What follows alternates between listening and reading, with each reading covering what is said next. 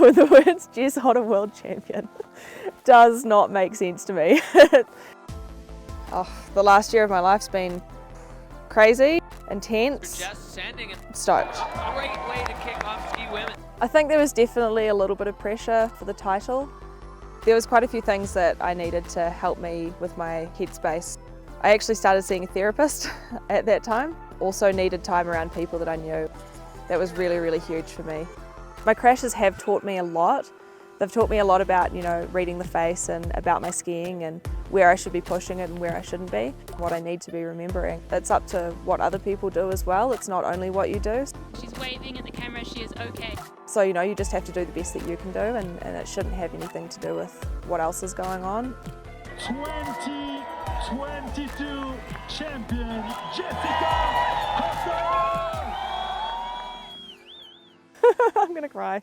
I would credit having really amazing people around me to talk to and people on my side, having an amazing family that I can lean on when I'm feeling down. I'm super proud that I have gotten as far as I have. I don't think that I ever thought that I was going to get to this point, when I first started competing in competition. And I think it's just my love for the sport and my love for the people and being in the mountains is what has kept me going. Tastes good. So leading into the first event, I'd spent 8 days in bed, so I wasn't feeling super strong.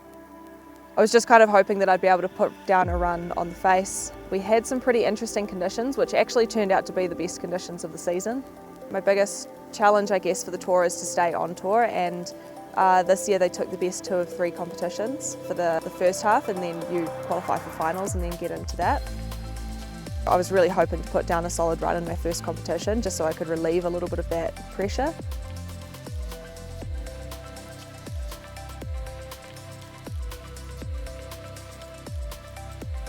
Unfortunately, I actually fell down the rock face instead and came pretty close to getting really, really seriously injured. Super lucky that my backpack and shovel actually took pretty much all of the impact and I walked away from it without any issues, just a bruise on my elbow. I definitely scared my parents at home. The crash scared me quite a bit. I was just really happy when I got down to the bottom to be alive still after that. Watching the footage back, it brings up some emotion. It's more of a learning experience as well, and I've learnt from, the line that I chose there and the snow conditions on that day, and I probably bit off something that was a little bit spicy, so it's taught me to be a little bit more careful in the future. Going into Andorra, I was excited to see what it was going to be like. We knew that the snow conditions would be a bit challenging as well. I was definitely pretty scared when we were at the top and another athlete backflipped and knocked himself out on some rocks. So definitely the therapy came in handy a little bit then, and I was trying to visualise, why I was there and why I was doing this in the first place, and it really helps. Ended up enjoying my run, ended up out of the flow state, which wasn't ideal. In the middle of my run, I realised how dry my mouth was and, felt definitely was thinking about that, but got focused again for the second half, which was good. I don't find it unsettling when I start noticing other things in my run, but it makes me aware of the fact that I need to refocus, especially if there is more of my run coming. I need to, get back into control of my mind at least and not let it wander. I was genuinely surprised about the results. Yeah, I didn't expect that run to have been a first place run because I knew it wasn't like the best skiing that I've ever done. It was definitely a little bit fast and loose. I was pleasantly surprised to have come away with the win there. Getting that first place helped to relieve the pressure when it came to getting into finals.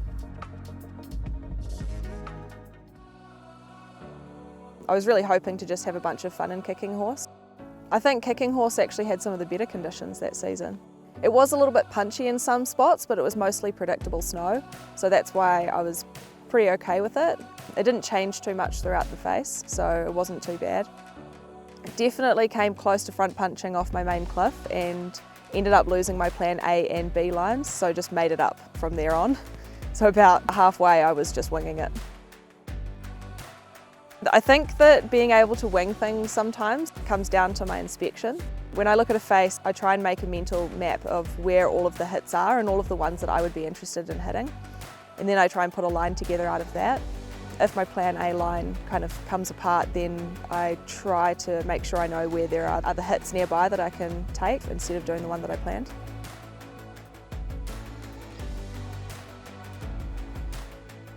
I finished second place in kicking horse and I was so happy to be there with everybody and really just stoked having a good time.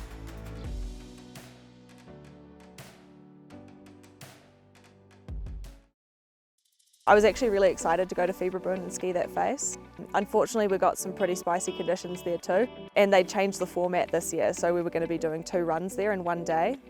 It goes against everything that you've learned up to that point, because you have to decide whether you want to put it all on the line twice, or whether you want to hold back a little bit, or whether you want to do one, and if you feel good about it, just not do the second run. My strategy was I was going for the put it all out on the line twice.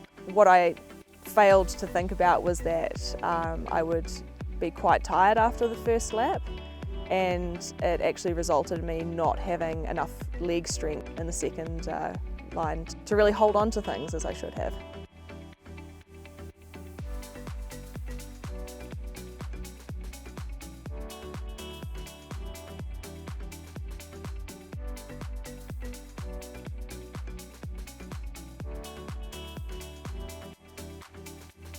After that crash, I was feeling pretty shaken, so I just got to the bottom and kind of spent some time with my sister and talked to my mum and dad and just let them know that everything was okay. So I kind of spent my time doing that rather than keeping an eye on what was going on with the scores. And once, the scores came through and I was told that I'd won, I was, pretty surprised. All right, get your hands together for the Ski Women of the Freeride World Tour!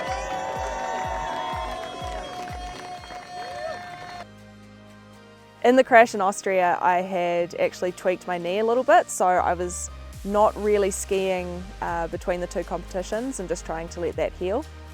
So going into Verbier, I knew my body wasn't at 100%. I'm very intimidated by the Beck. The face is so scary. I think all of the things that factored in how my run went that day, I wasn't in a good headspace at all.